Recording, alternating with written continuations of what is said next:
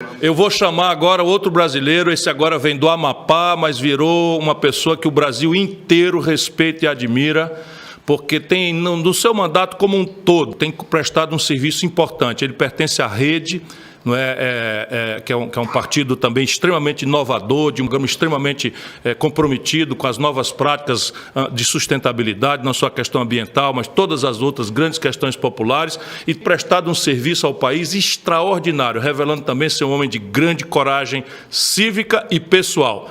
Randolph Rodrigues, senador da República, muito obrigado a você por ter aceito esse convite malgrado de última hora. Você é um homem extraordinariamente ocupado em ler os documentos, as coisas aí, os depoimentos dessa intrincada CPI, mas é uma alegria, meu irmão, meu amigo, o privilégio. Eu quero ouvir pessoas, dar a palavra a pessoas em quem o povo brasileiro acredita e confia para nos examinar esse quadro em que talvez uma escalada golpista tenha sido frustrada hoje. Boa noite a você e muito obrigado mais uma vez por atender o meu convite.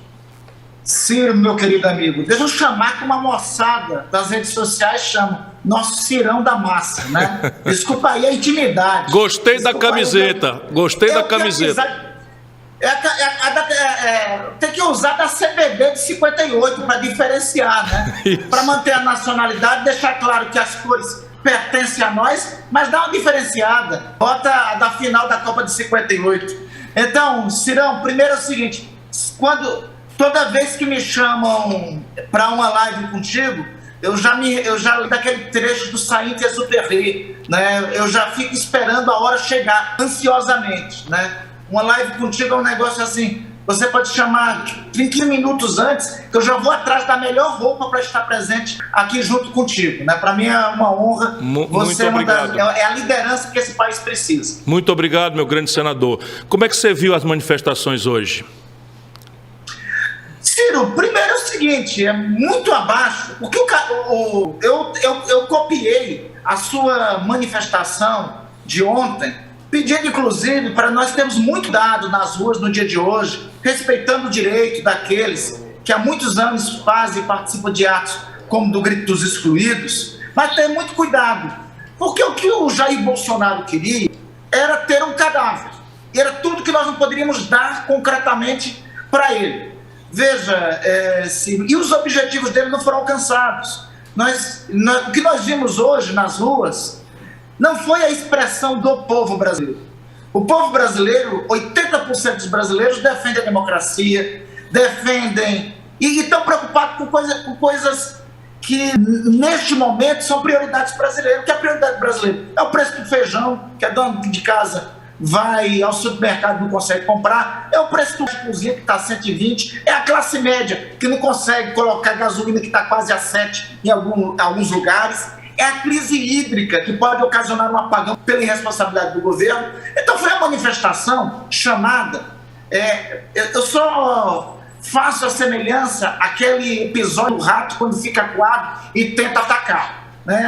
A semelhança, o cenário, o desenho que tem é esse. É de um presidente isolado, acuado, não vai dar golpe, coisa nenhuma, e só fica estressando a vida dos brasileiros, atacando instituições e cometendo crime. Crimes estes que aí tem a responsabilidade de todos nós, democratas, do presidente dos poderes, do presidente da Câmara, do presidente do Senado, do presidente do Supremo Tribunal Federal, né? Hoje ele disse que vai mais cumprir decisão de Alexandre. Hoje ele pronunciou duas bravatas que eu não acredito que se concretize. Mas só por ter dito, pelo menos a segunda bravata, caracteriza o crime. As duas. A primeira sobre chamar o Conselho da República. Era bom que ele chamasse? Olha só, Ciro. Você é membro do Conselho da República.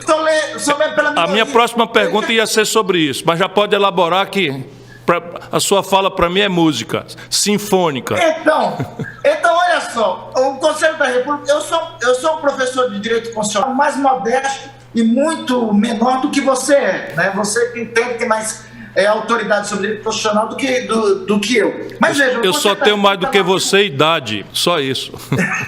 e inveja branca por conta dessa idade, né? Você ainda vai brilhar muito nesse país. Mas enfim, volte ao nosso tempo.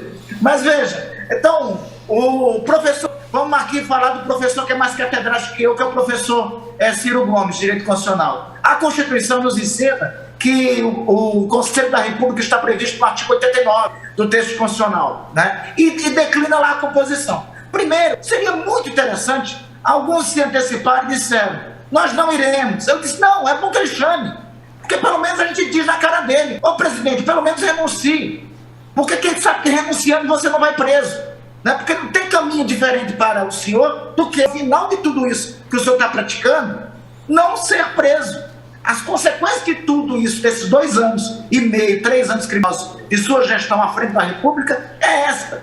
A outra coisa é o seguinte, olha, ele ia chamar um Conselho da República em que estaria Marcelo Freixo pela Câmara dos Deputados, Renan Calheiros como líder da maioria do Senado Federal, a gente como líder da minoria.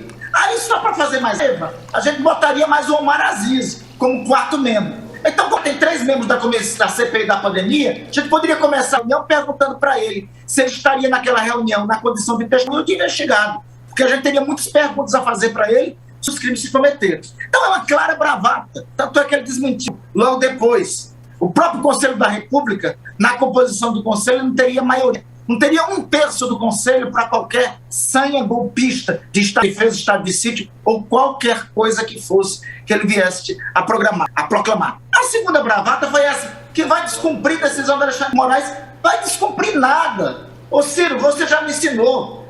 Caba desse tipo é mais claro do que se imagina. Esse é o caba covarde que está na presidência da República. Um cara de coragem não submete os verdadeiros compatriotas seus a ações vexatórias como a de hoje.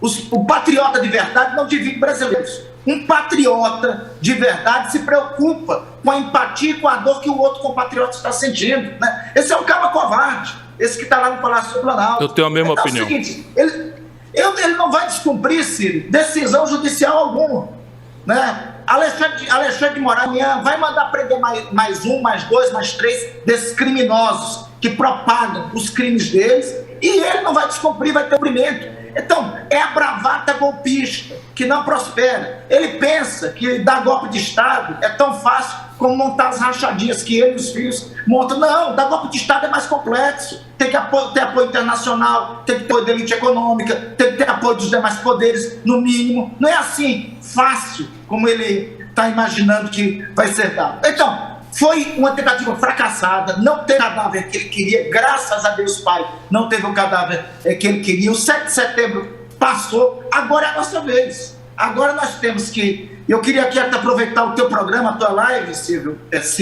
para comunicar, ainda agora à noite, no máximo amanhã de manhã, estaremos protocolando no Supremo Tribunal Federal uma notícia-crime contra o senhor Jair Bolsonaro.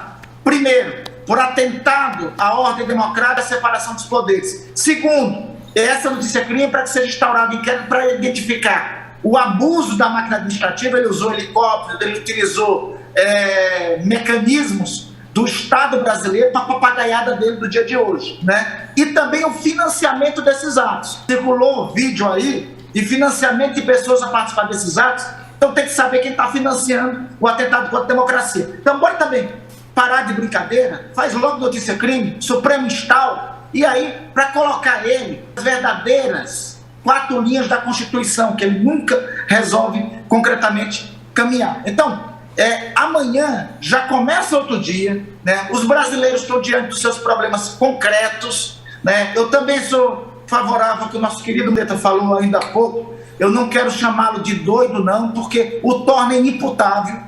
E esse cidadão, como nós sabemos, o direito brasileiro, se de alegar a falta da sanidade mental, torna um cidadão inimputável. E esse cidadão não pode ser inimputável, não. Tem muito crime cometido, tem crime de charlatanismo, crime de epidemia, tem crime de corrupção, porque não vem com essa história que ele é honesto, não. A gente na CPI está encontrando um monte de maracutaia que ele, os filhos, um monte de esquema que ele, os filhos e demais estão envolvidos com o lobista. Então tem muito crime para ele responder. Então ele não tem nada de doido. Ele é criminoso e a gente ainda vai colocá-lo na cadeia.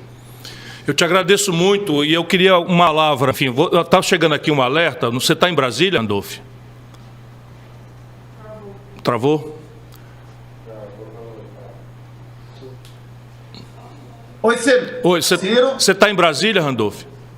Não, estou em Macapá. Falhou um pouquinho, mas eu acho que voltou agora. Não, só para te dizer que está chegando para nós aqui um alerta de companheiros nossos em Brasília de que manifestantes permaneceram na esplanada dos ministérios e estariam se preparando para tentar invadir o Supremo Tribunal Federal para reverter a frustração do Bolsonaro ainda nesta madrugada. Só ia pedir para você ter precaução aí, porque você é um tesouro nosso que não pode se expor. Bom, o que vai acontecer? Não, estou em Macapá, inclusive, ainda há pouco, Ciro, só para comunicar aqui para todos que estão assistindo, ainda há pouco o presidente do Congresso Nacional, o senador Rodrigo Pacheco, me telefonou exatamente para informar dessa providência que estava tomando, que era o reforço da segurança do entorno das dependências do Congresso Nacional e do Supremo Tribunal Federal. Muito bem. E o que você acha, só para não te empatar mais, agradecendo muito penhoradamente... Você não me empata com isso, eu já vou protestar. Você não me empata coisa nenhuma, rapaz. Eu já vou botar melhor roupa para ficar com o Ciro Gomes. O que é o dia seguinte? O Bolsonaro, como você disse, fez promessas graves, eu fiz essa mesma pergunta, a promessa de que vai convocar o Conselho da República, que seria uma iminência de decretar um estado de sítio, que não tem razão de fato nem de direito, mas mais grave é a promessa de que desacatará determinações judiciais do Supremo Tribunal Federal. Qual é o desdobramento disso? Você não acha, francamente, que o Lira, o presidente da Câmara, está passando do limite e não está percebendo a cumplicidade criminosa de não abrir o processo? Claro que o processo de impeachment a gente sabe que é muito traumático, demorado, mas o mero ato protocolar de determinar um impedimento não seria o fato determinante para frear as loucuras do Bolsonaro e inibi-lo dessa escalada golpista? Eu tenho convicção disso, assim, nós não temos mais que falar que Jair Bolsonaro passa dos limites. Passar dos limites e Jair Bolsonaro fazem parte do mesmo contexto, da mesma frase, do mesmo período gramatical, né? Quem está recaindo em crime de prevaricação, aí é o presidente da Câmara dos Deputados. E eu advirto, inclusive, para ele já pode ser objeto, inclusive, de uma denúncia-crime, de uma denúncia por prevaricação, porque os crimes estão todos elencados, estão todos caracterizados. E assim, para a própria sobrevivência dele, a essa altura, como também foi dito aqui, não é de bom tom ele descer a sepultura com o caixão junto, porque nós estamos falando de um cadáver, o único cadáver, é um cadáver político insepulto, é o senhor Jair Bolsonaro. É o senhor Jair Bolsonaro e o seu governo. O governo Jair Bolsonaro já acabou. Ele vendo que não tem condições de confrontar e resolver os problemas reais que a dona de casa brasileira, que os brasileiros estão sofrendo, que é, como já disse na ordem, o preço do feijão, o preço do arroz, o preço do quilo de carne, o preço da gasolina. Ciro, você foi responsável, a justiça sempre tem que ser dita nisso, pela uma das maiores conquistas econômicas que o Brasil teve nos últimos anos, o Plano Real, saiu de sua lavra como ministro da Economia. Nós tendemos, você sabe mais do que eu, mas nós estamos caminhando para índices e números de inflação não vistos até período pré-real. Né? É desse drama concreto, e ele e assim, dá até pena hoje a figura de Paulo Guedes, o cara que tinha um programa liberal não pode, hoje se resume a um gerente de orçamento do Centrão. É isso que é hoje o Paulo Guedes. Então, ele como não pode dar resposta a esses problemas econômicos, gravíssimo problema do fornecimento de energia elétrica, do problema hídrico que o país está a esta altura a enfrentar, e tantos outros problemas, o problema da própria pandemia, que não está em definitivo controlada, como ele viu que na prática o governo dele acabou, então ele quer se arrastar com as tensões contra as instituições. Não podemos nos calar e ficar quieto em relação a isso. Por isso, eu não deixei o dia acabar sem protocolar uma notícia-crime direto do Supremo, até para não ir para o Procurador-Geral da República. Vamos direto com a notícia-crime no Supremo, o Supremo encaminha o Procurador-Geral da República para ele se manifestar. Já fizemos isso quando, no caso da constatação do crime de prevaricação, que foi investigado no âmbito da Comissão Parlamentar de Inquérito da Pandemia.